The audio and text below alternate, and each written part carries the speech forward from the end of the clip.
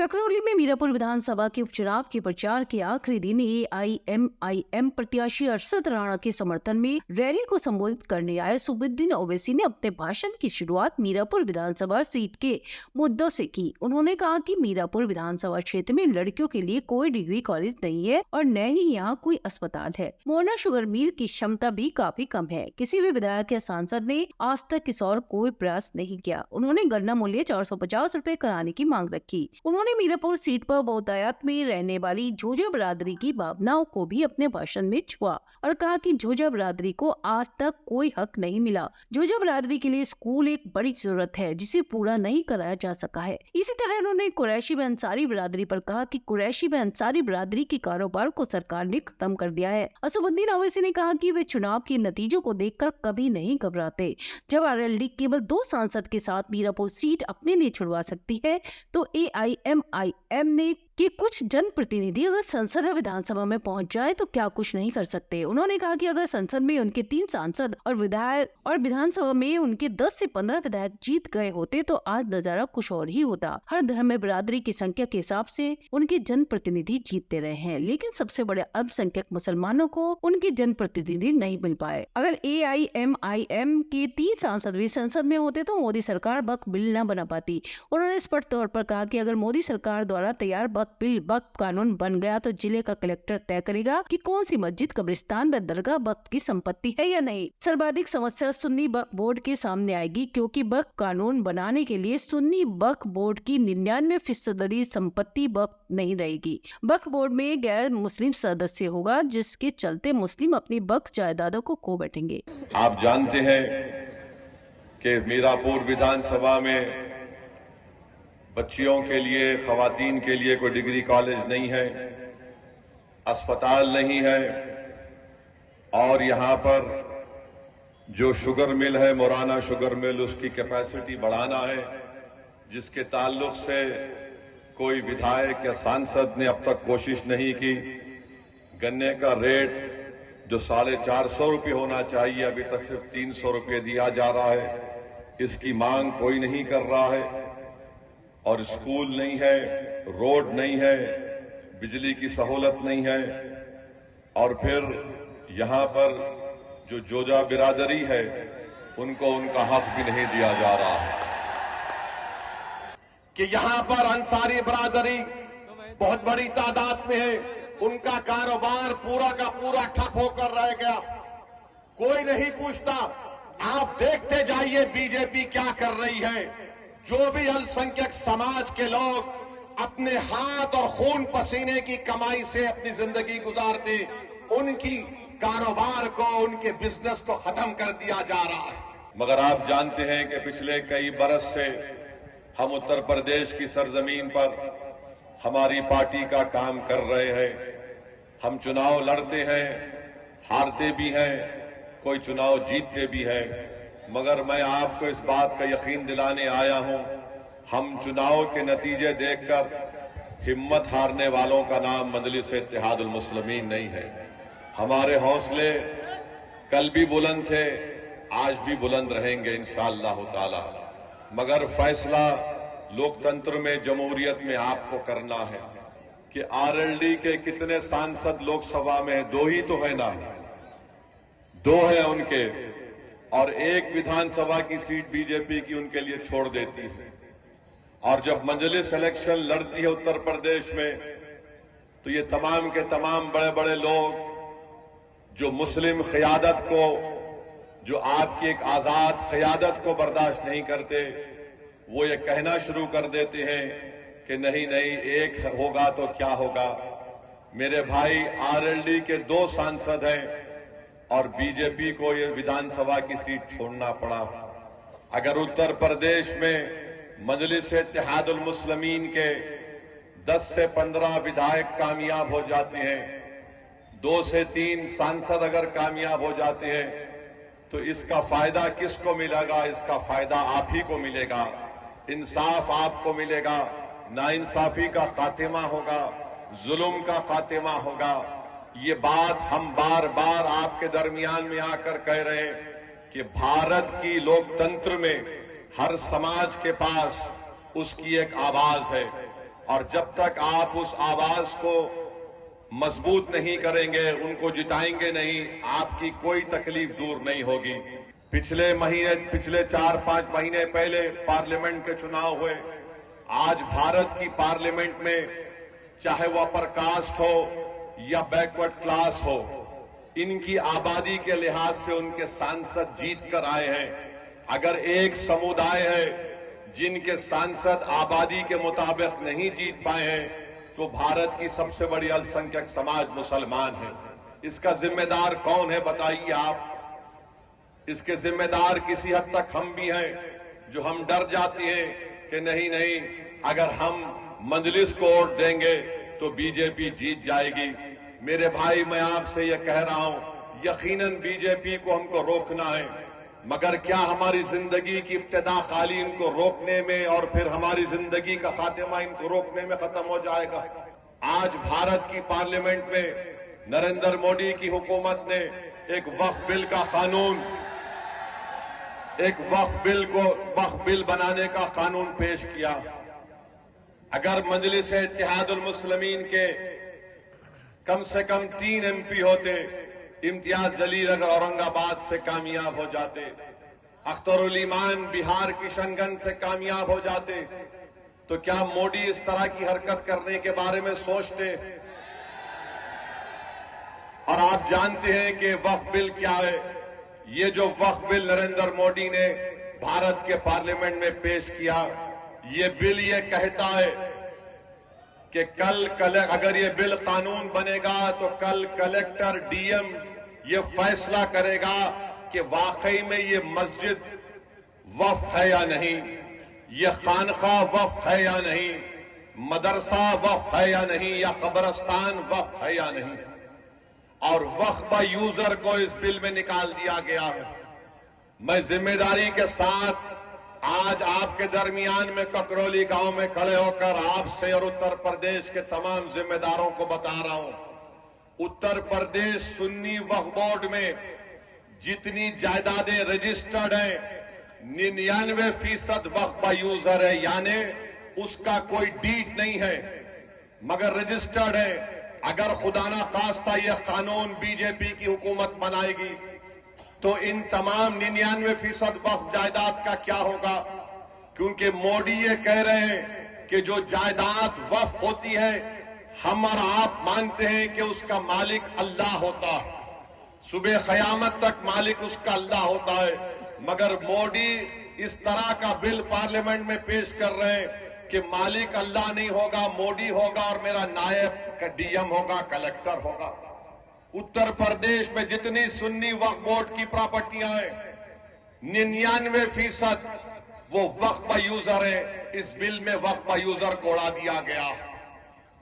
इस बिल में यह बात लिख दी गई है कि अगर कोई भी जाकर DM कलेक्टर के पास ये शिकायत कर दे कि ये फुला जायदाद वक्फ की नहीं है, तो कलेक्टर जब तहकीकात का इंक्वायरी का ऑर्डर देगा, जैसे ही वो इंक्वायरी का ऑर्डर देगा, उस वक्त से वो जायदाद वक्फ नहीं रहेगी। कब तक वक्फ नहीं रहेगी? जब तक कलेक्टर या DM अपनी इंक्वायरी मुकम्मल नहीं कर लेता। DM इंक्वायरी मुकम्मल नहीं करेगा, इंक्वायरी का ऑर्डर जारी कर देगा, वक्फ की प्रॉपर्टी से, जायदाद से हम महरूम हो जाएंगे। फिर उसमें बिल में लिख दिया गया कि उत्तर प्रदेश के आज वक्फ बोर्ड में उसका एक मेंबर रुकन सिर्फ मुसलमान बन सकता है। मोदी कह रहे हैं कि नहीं, कम से कम 2 गैर मुस्लिम तो बनना ही बनना है, और इलेक्शन नहीं होगा रियासती वक्फ बोर्ड में। प्रदेश की सरकार मेंबर्स को नॉमिनेट करेगी, नामजद करेगी, यानी 2 से ज्यादा भी। इसके बाद ओवैसी ने रालोद सुप्रीमो जयंत को अपने निशाने पर लिया और कहा कि मीरापुर की जनता AIMIM के प्रत्याशी को इस कदर जिताकर भेजे कि जयंत चौधरी को मजबूरन वक्फ कानून बिल का विरोध करना पड़े। अगर पार्टी जीतती है तो जमहूरियत मजबूत होगी। उन्होंने कहा कि सब पार्टियों ने आज तक आपसे वोट लिए, मगर कोई भी आपकी आवाज नहीं बना। अपने हकों के लिए हमेशा लड़ना चाहिए। कि मोदी ये चाहते हैं कि भारत से वक्फ की जायदादों को खत्म करके रख दिया जाए, मस्जिदें वक्फ ना रहे, दरगाहें ना रहे, खानखाएं ना रहे, कब्रिस्तान ना रहे। इसीलिए मोदी ने इस तरह के बिल को भारत की पार्लियामेंट में पेश किया है। मैं आपको खबरदार कर रहा हूं, मैं आपको बाखबर कर रहा हूं, अगर आज आप नहीं जागेंगे, इस बिल के खिलाफ सदाए एहतजाज नहीं बुलंद करेंगे, तो याद रखिए हम अपनी वक्फ जायदादों को खो देंगे और बाद में रोने से कोई फायदा नहीं, ताकि मोदी को मालूम हो जाए कि हम इस वक्फ बिल को कबूल नहीं करते जो हमारी मस्जिदों को छीनना चाहता है। हम मीरापुर से आरएलडी को हराएं ताकि जयंत चौधरी को मालूम हो जाए कि आप हमारे वोट हासिल नहीं कर सकते जब तक कि आप वक्फ बिल की मुखालिफत में जयंत चौधरी नहीं खड़े हो जाएंगे। तो मोदी को भी पैगाम मिलेगा, जयंत चौधरी को भी पैगाम मिलेगा कि मीरापुर की जनता ने जो फैसला दिया है वो सिर्फ मीरापुर की हद तक महदूद नहीं है, बल्कि पूरे उत्तर प्रदेश की आवाम ने फैसला दिया है कि हम तुम्हारे इस कानून, इस बिल को नहीं मानते। सपा सुप्रीमो अखिलेश यादव को निशाने पर लेते हुए ओबीसी ने कहा कि अखिलेश यादव ने 18% आरक्षण देने का वायदा मुसलमानों से किया था, लेकिन उनका आरक्षण केवल अपने परिवार के लिए सीमित है। करहल सीट पर हो रहे उपचुनाव में वे अपने परिवार को ही एक नहीं रख पाए और उन्हीं के परिवार का एक सदस्य भाजपा के सिंबल पर चुनाव लड़ रहा है। 2013 में मुजफ्फरनगर में हुए दंगे का जिक्र करना ओबीसी नहीं भूले और कहा कि उस दौरान 50,000 से ज्यादा मुस्लिम बेघर हुए थे। जब बेघर हुए मुस्लिम सर्द रातों में तंबुओं में सो रहे थे, तब अखिलेश यादव अपने परिवार के साथ सफाई महोत्सव में फिल्मी कलाकारों की प्रस्तुतियों का आनंद ले रहे थे। कि 2012 के चुनाव के मैनिफेस्टो में अखिलेश यादव ने 18% रिजर्वेशन का वादा किया था। अखिलेश यादव के पास रिजर्वेशन है किसका है? खाली अपने खानदान और परिवार का। मैं बन जाऊं, मेरी वाइफ बन जाए, मेरा भाई बन जाए, चाचा का बेटा बन जाए, वही रिजर्वेशन है। आरक्षण खाली उनके परिवार के लिए, आपके लिए नहीं है। आपको गलतफहमी है, ये समाजवादी कभी भी आपका कोई काम करने वाली नहीं है, मगर आप ये समझते हैं कि क्या करें, मजबूरी है। अरे अब तो मजबूरी नहीं है ना, ये तो पार्लियामेंट का चुनाव नहीं है। आप यहां पर मुत्तहदा अपने वोट का इस्तेमाल करिए, अरशद राणा को कामयाब करिए, तो भैया का दिमाग भी ठिकाने लग जाएगा पूरी तरीके से। अच्छा, यहां पर एक और विधानसभा में उत्तर प्रदेश में चुनाव हो रहा है, करहल में हो रहा है। करहल में बीजेपी का उम्मीदवार कौन है? अखिलेश के भाई धर्मेंद्र का बहन भाई लड़ रहा है। तुम अपने परिवार को नहीं रोक सकते और तुम आकर यहां पर मीरापुर में कह रहे हो कि मजलिस लड़ रही है तो फुलां को फायदा हो जाएगा। अरे तुम्हारे भाई का बहन भी लड़ रहा है, यानी तुम्हारे परिवार हर पार्टी में बैठकर मलाई और गुलाब जामुन खा लेंगे और हमको वोट ना दे कोई। मैं आपको याद दिला रहा हूं, 2012 सितंबर, ये मुजफ्फरनगर जिले में आता है। अखिलेश यादव मुख्यमंत्री थे, मुजफ्फरनगर का फसाद हुआ। आजादी के बाद सबसे ज्यादा अल्पसंख्यक समाज के मुसलमान अगर बेघर हुए 50,000, इसी अखिलेश यादव जब मुख्यमंत्री थे बेघर हुए थे। जो खेतों में रह रहे थे, पर्दों के टेंट में रह रहे थे, और यही अखिलेश यादव मुख्यमंत्री थे जब 50,000 लोग बेघर हो गए थे। किसी के माओ की इज्जत लूट ली गई, किसी के बहनों को कत्ल कर दिया गया।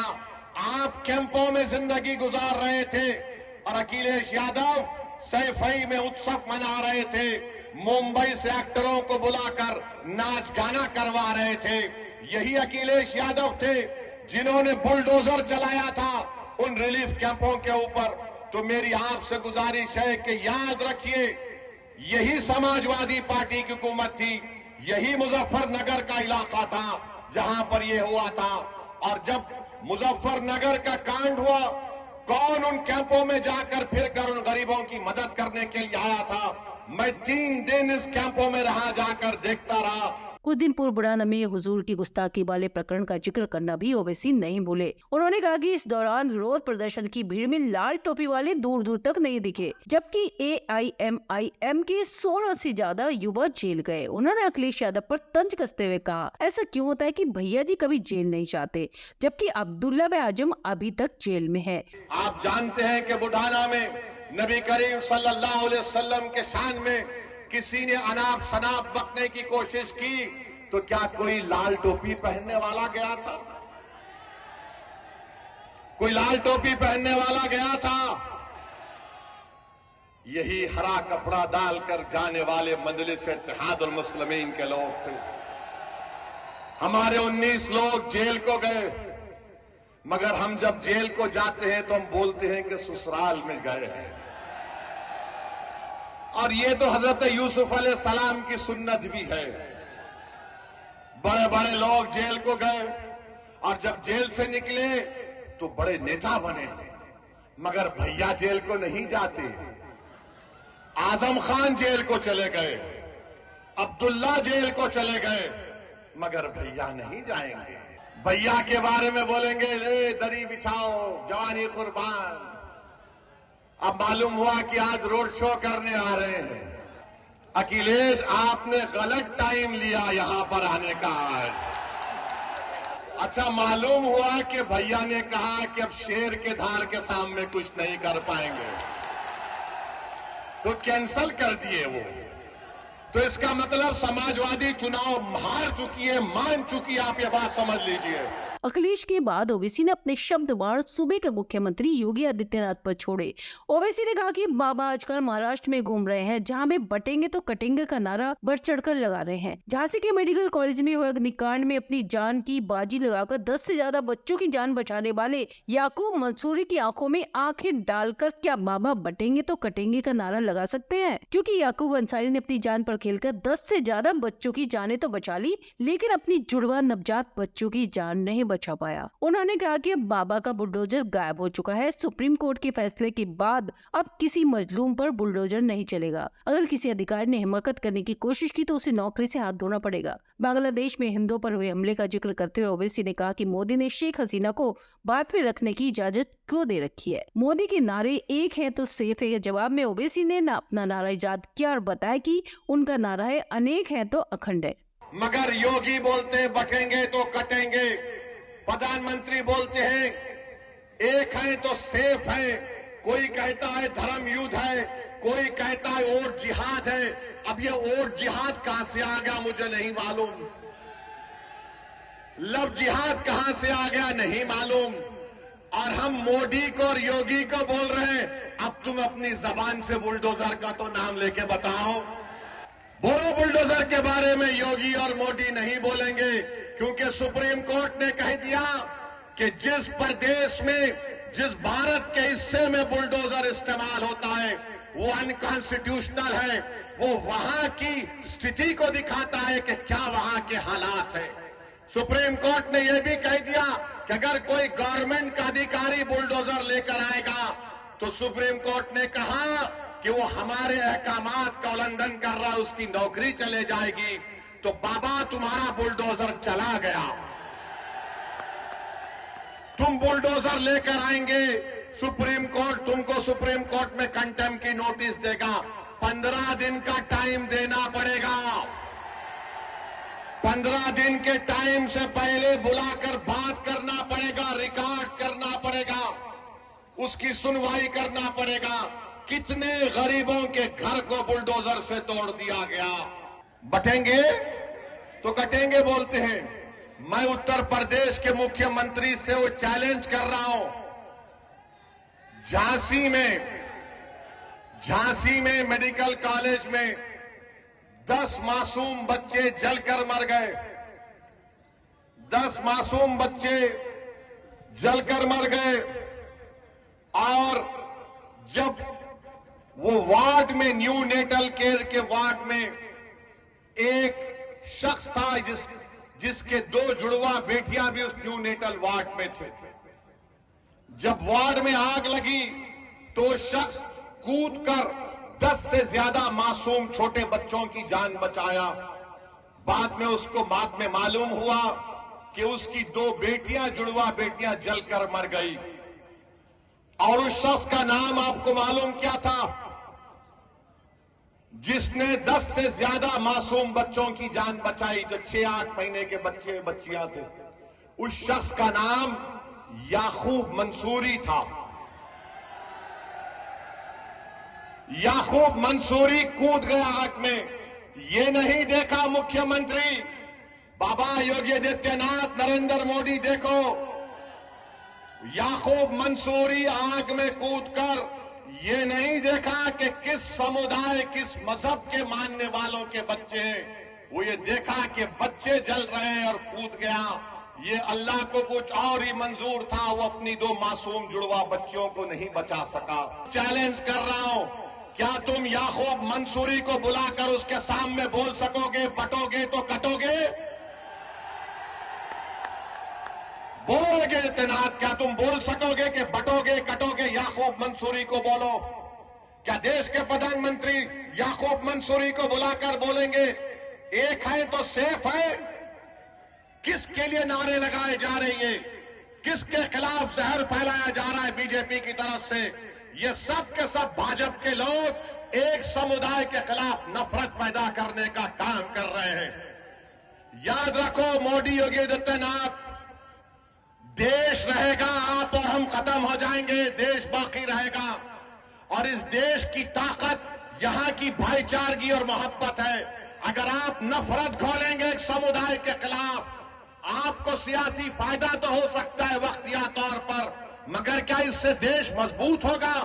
बटेंगे और कटेंगे का मतलब क्या है बताओ हमको। अरे बांग्लादेश में जो हुआ, तुम शेख हसीना को क्यों रखे भारत में बुलाकर? उसको भी भगा देते। बांग्लादेश से भाग कर शेख हसीना आ गई। मोदी जी बोले आ जाओ मेरी बहन, यहां पर रह जाओ। और हमको योगी बोल रहे हैं बटेंगे तो कटेंगे। भारत के प्रधानमंत्री क्या कहते हैं? एक है तो सेफ है। 10 साल से सेफ नहीं थे क्या मोदी जी? 10 साल से देश सेफ नहीं था क्या? अरे मैं इसका जवाब ये दिया हूं, अनेक है तो अखंड है भारत में। एक है तो सेफ को नहीं मानते, अनेक है तो अखंड है। इस देश में अंसारी भी है, कुरैशी भी है, जोजा भी है, सैफी भी है, दलित भी है, बैकवर्ड क्लास भी है, अपर कास्ट भी है, ठाकुर भी है, ब्राह्मण भी है, मराठा है। इस देश की ताकत तो यही है मोदी जी, मगर आरएसएस की कोशिश ये की है। इसीलिए मोदी जो कह रहे ना कि एक है तो सेफ है, हम कह रहे अनेक है तो अखंड है।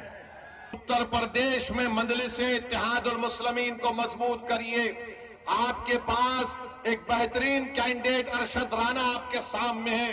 समाजवादी पार्टी के भी उम्मीदवार हैं, उनके परिवार से उनके बड़े लोग यहां पर सांसद भी रहे हैं, मगर उन्होंने इस विधानसभा के लिए क्या काम किया आप मुझसे बेहतर जानते हैं।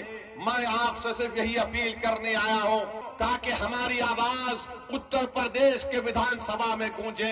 एक मर्तबा आप मजलिस के उम्मीदवार को कामयाब कर दीजिए और देखते जाइए कि आपके मसाइल कैसे हल होते हैं। वरना याद रखिए, ये समाजवादी और बीजेपी एक सिक्के के दो रुख हैं। मैं करीब से देख चुका हूं इनको।